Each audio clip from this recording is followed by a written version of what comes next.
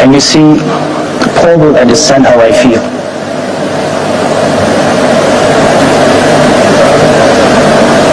About 2 years ago, I put all my savings into a trust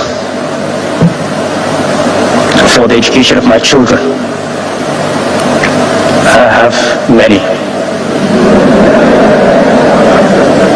And my priority as a father is to make sure that when I pass away, they will have a good education. Paul was a solicitor who created that trust. Herbert was the lead protector.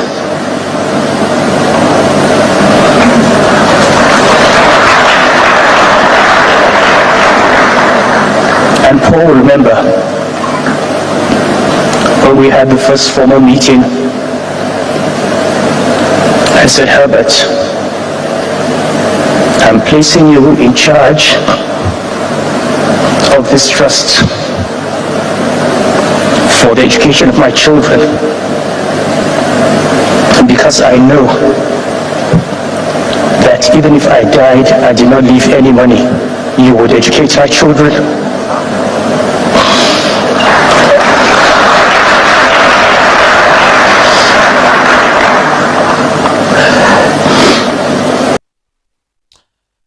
Let me pause it there. Okay. I was thinking I would. Okay. Let me just a little more. Listen, please. Did I leave Herbert?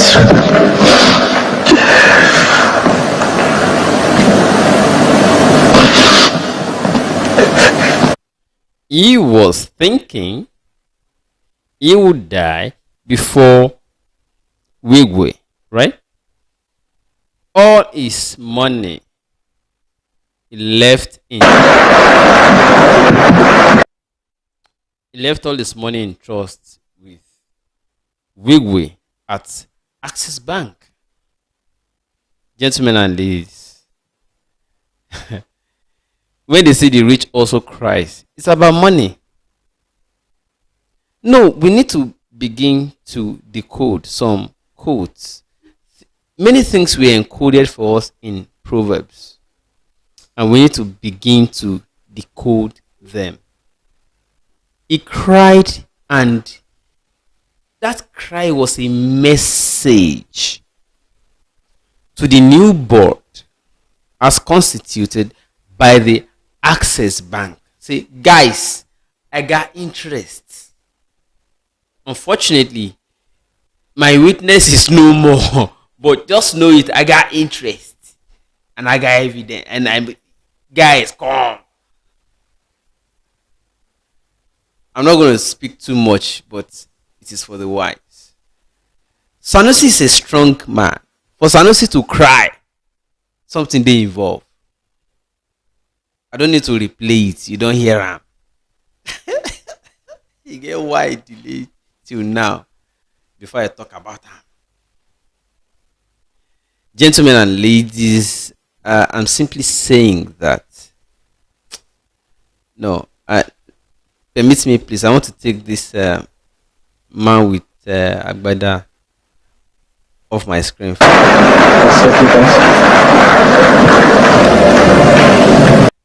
So let's keep it on Sanusi's face now. Do you understand it? You get why Sanusi cried? Sanusi didn't cry because, yes, people they die every day for the country now. They cry where big man like Sanusi go cry, we be say they go cover and face, yeah, Obama must not be seen crying. They don't rehearse them before they come on that stage. You understand? That kind cry, no be any kind cry. Now cry say your money they evolve and we trust money with don't die. But Access Bank still they sha. Guys. I don't have to, but you know what? Let's just say it a little more, sha. Just a little more. We have all heard about him. How about his loyalty?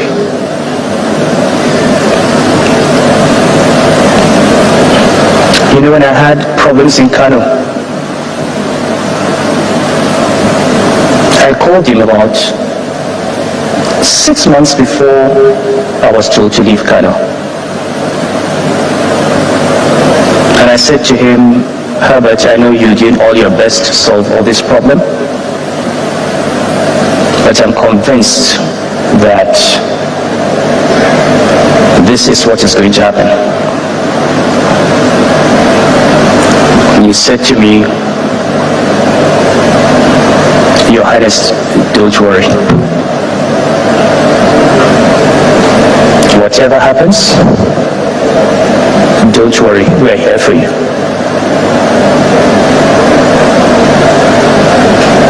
On the day I heard on the radio that I was dethroned, the night before I knew it was going to happen, and I called him. I said, I want to come to Lagos when it happens. The announcement was made at about 9 a.m. By noon, Herbert had a plane on the tarmac in Kano.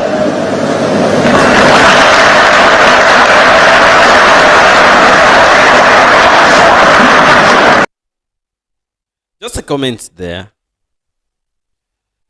Sanusi, Lamido Sanusi, we call him SLS because I also know him, SLS is not even an Igbo man. He's not a Port Harcourt person. He's not a Riverian. He's not a Southern person. He's a Northerner. You understand it? But you see how the rich look out for themselves. See the way he's talking confidently.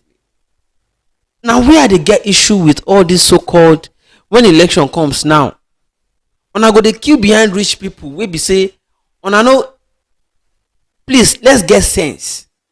These people know themselves. They are all in the banking industry together. Okay, you know what? Before I even talk, let's finish listening to it.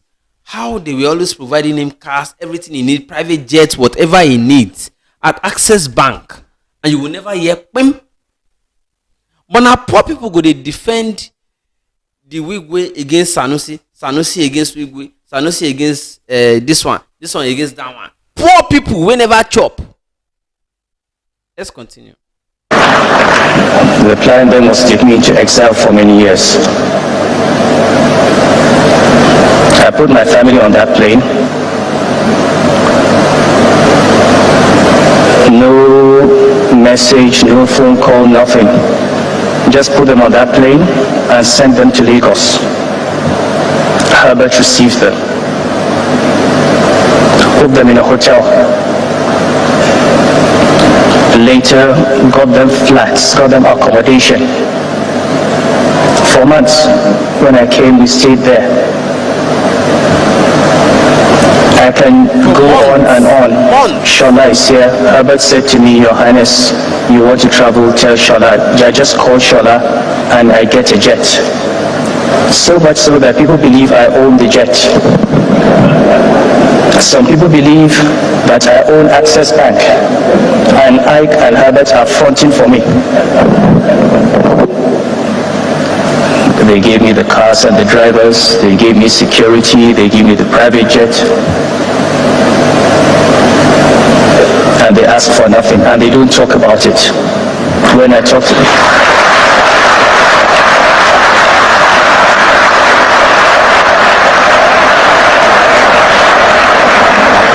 when I meet my friends, our mutual friends, I say this is what I and Herbert have done. They're shocked because they never tell anyone. And then we talk about respect. Even, I have lived in Lagos for 4 years. The house my family lives in was provided by Herbert.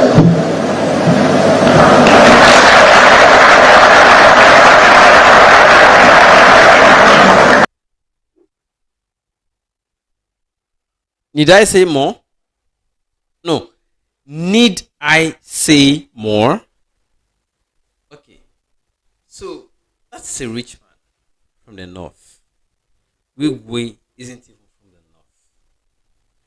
How long do we explain that this is not necessarily about tribe issues, but class. Oh, I forgot. Forgive me. Please, take me off the screen first. That is Peter Obi. Oh, extreme left. Look at that picture. That is Peter Obi. I don't even want to talk about the picture of his running mate crawling in the front of Tinubu the other time. Just yesterday. This was a man.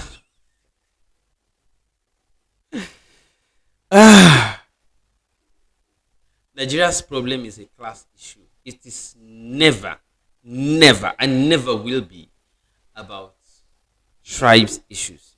You see, I love Sunday Igboho. I support Nnamdi Kanu struggle. But I'm a realist. What happened to my sound? Somebody says sound, please. Is my sound good? What happened to my sound? Can you hear me, people? Hey, you see, when I say buy me better sound equipment, I no go agree. You see now? Can you hear me? Somebody say sound, please. Let me just continue in the belief that you can hear me. So when we say these things, people don't understand it. It is not a tribe issue. Yes, I don't have a problem with the regions being themselves and governing themselves. I don't have a problem with whether you call it restructuring or you call it the different nations in the country going their separate ways and governing themselves. I don't have a problem. I only have an issue. Okay, thank you so much for confirming you can hear me. I only have an issue with not understanding our realities. Our reality is not a tribal issue right now. Of course, I understand that in the eventual, we can allow the different tribal nations govern themselves. I understand that. But I'm saying right now, thank you so much for confirming, OJ. I am saying right now, our problem is not the tribes. It is the class issue. Peter Obi did this event now. If I get one point where say people begin shall say, why the MC no go recognize Peter Obi? It reminds me when we were telling, I'm sorry, I don't want to make it about Peter Obi. It's just that we have to tell ourselves the truth. These people are the same. Come. Peter, the other day, before election, he was with OBJ, Obasanjo. He was with all of our historic election riggers. The people who started election rigging in this country. Babangida know the freest and fairest election in Nigeria. OBJ wanted third term. He was the master rigger in history. And they are all, superior to Obi. Obi is their boy. What's happening to you? And I don't begin attack my network. Obedience. Stop this rubbish. Obedience. Stop this rubbish. Stop attacking my network. Now, I'm simply trying to slow down so that the network can come back. Really low. Really loud. Okay, we are back right now. Do you understand it? So we're back now. I know they are attacking my network, but let's keep going. So now, when I see obedience shouting, they rig our election. It's our mandate. The man we voted for. Blah blah blah. I'm like, even Obi cannot say such. Even the Obi you are supporting can never try such. Is romancing the biggest election riggers in the country. He wanted to be rigged in too. It was a game of the best rigger. That last election. Best tribalistic player and best rigger. Now the game where they play for that last election. It will be small for that game. Tinubu don't day since when they done the rig election. Today. Obi is small. And we are saying whether Obi, Tinubu, and all of those people who want to be making all these election regards their mentors and godfathers, let's do away with all of them. You say no. Let's not have a game of riggers. You say no. You can't rig your candidate out. You can't dey cry. What was Obi looking for when he was patronizing Babangida and Obasanjo? Is it not that they will rig him in? Anyways, I digressed. Now, I was talking about Sanusi cried during that funeral. And I played a video to convince you why he cried. And you know it too. Access Bank must have taken note. They are owing him. But that's not where I'm going. Another mild drama played between Rivers State Governor Fubura of Nigeria Senate that you made president of Nigeria Senate. That is, what's his name again? Akpabio. And let us Kukuma just play it so that we all can listen to it together. This one has to do with our political class. What is all this struggle all about? You want to kill, you want to bury. What is it all about?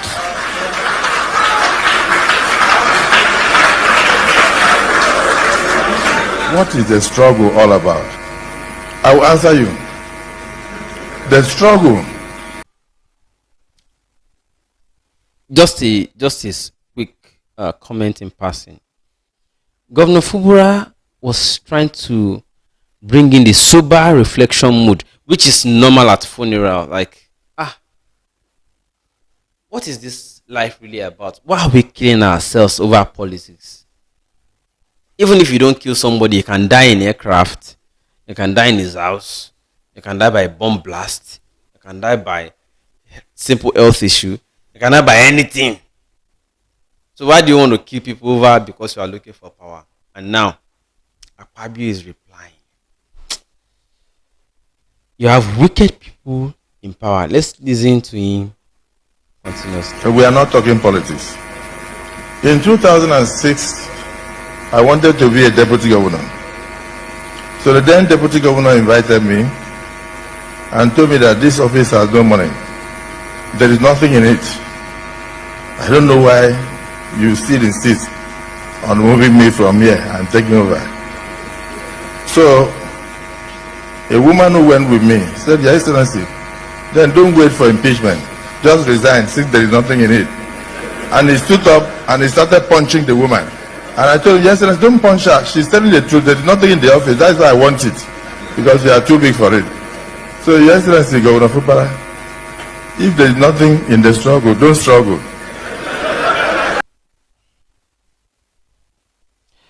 I hope you all can understand what's going on there. So let me quickly attempt a fair translation for those who didn't hear it well.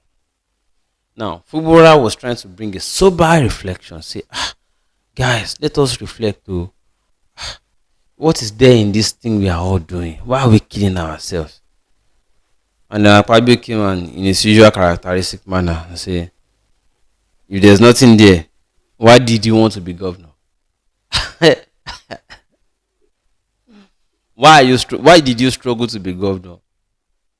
That is the reality of the politics we play in Nigeria. Politics is not about leadership or service. It's about the self.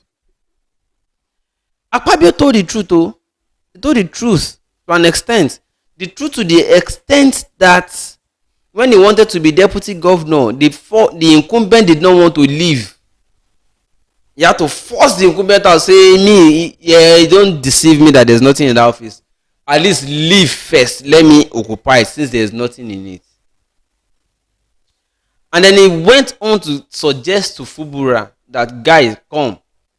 If there's nothing in this life, why did you struggle to be governor? You self leave now. Make another person enter. He told the truth. But the question again is, how many struggles and how many lives have those struggles cost in the hands of Akpabio, where they talk that way they talk? And is it because he wants to serve the people? How many times governor? How many times minister? Senator? I'm talking about Akpabio. They don't ever want to leave that power. And whatever it takes, they will give. And here we are talking about what should not be. Some people will still be here to defend all these things. The ephemerals, the transcendent things about power. They will defend it. And they are not doing it in the interest of people. They are not doing it because they care. They are doing it because, yes, the oppressed people support one oppressor against the other. And this is the same story every day. Did you hear that? And if you don't feel that we should struggle for it, then no struggle. Like he struggled to become deputy governor, to become 2 times governor, to impose a successor for himself on the state, to become senator and now senate president. You simply say, yes, life is about struggle. But then the question is, at what cost? Gentlemen and ladies, I don't want to talk too much, but you understand what I'm talking about here tonight. I simply want to greet all of you one more time, and I want to say, in the journey to building Nigeria of the dreams of all of us, these are the things we continue to see and encounter every day. Just so you understand the kind of country we are in and the kind of people who are leading it. I won't say more than that. I'll see you guys tomorrow again. God sparing us. But for now, you have a beautiful night rest.